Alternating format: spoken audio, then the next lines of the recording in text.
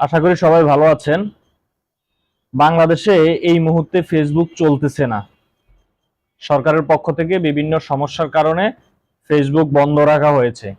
এই সময়ের ভিতরে যারা ফেসবুকে গুরুত্বপূর্ণ কাজ করেন তাদের জন্য অনেক সমস্যা হচ্ছে ব্যবহার করতে। তবে বিভিন্ন মাধ্যমে যারা ব্যবহার করেন, বিশেষ করে ভিপিএন কানেক্ট করে, তাদের জন্য আমি বলতে চাই যে ভিপিএন কানেক্ট করে যখন আপনি আপনার সোশ্যাল অ্যাক্টিভিটিস দেখাবেন কিংবা আপনার পেজ অ্যাক্টিভ রাখবেন, সেক্ষেত্রে আপনার পেজে, মনিটাইজ করা পেজে কিংবা আপনার প্রোফাইলে বিভিন্ন ইস্যু দেখা দিতে পারে এবং আপনি আপনার ফেসবুক আইডি কিংবা পেজটিও হারাতে পারেন।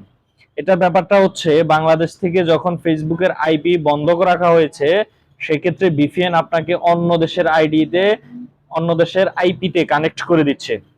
সেটা আপনার জন্য যথেষ্ট ক্ষতিকর, কেননা আপনি সকালে কানেক্ট করলে ভিপিএন আপনাকে নিয়ে যাচ্ছে ইন্ডিয়াতে, আবার 2 ঘন্টা পরে যখন আবার কানেক্ট করবেন তখন ভিপিএন আপনাকে নিয়ে যাবে আমেরিকায়। তার 2 ঘন্টা পরে যখন আবার কানেক্ট করবেন তখন ভিপিএন আপনাকে নিয়ে যাবে ইংল্যান্ডে, নয়তো কানাডায়, যুক্তরাষ্ট্র, ফ্রান্স সহকারে বিভিন্ন দেশ, ইউরোপের দেশগুলো বেশি কানেক্ট করে থাকে।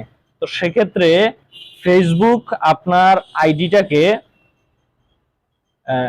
মনে করবে যে হয়তোবা হ্যাক হয়ে গেছে, নয়তো আইডির বিভিন্ন সমস্যা হচ্ছে, এটা চিন্তা করে আপনার আইডিটাকে ব্লক করে দেবে, নয়তো লক করে দেবে। যে কোনো একটা প্রবলেম হতে পারে। আর বিশেষ করে ভিপিএন এর ক্ষেত্রে, যেগুলো ফ্রি ভিপিএন আছে, সেগুলোর ক্ষেত্রে হচ্ছে যে হ্যাকারদের হাতে আপনার ফেজ চলে যাওয়ার সম্ভাবনা বেশি থাকে।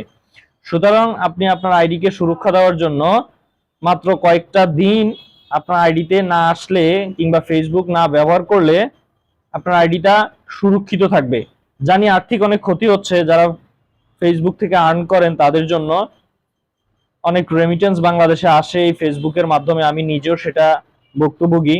আমার ফেজেও পর্যন্ত আমি ঢুকতে পারতেছি না, ঢুকি না ইচ্ছা করে ভিপিএন দিয়ে।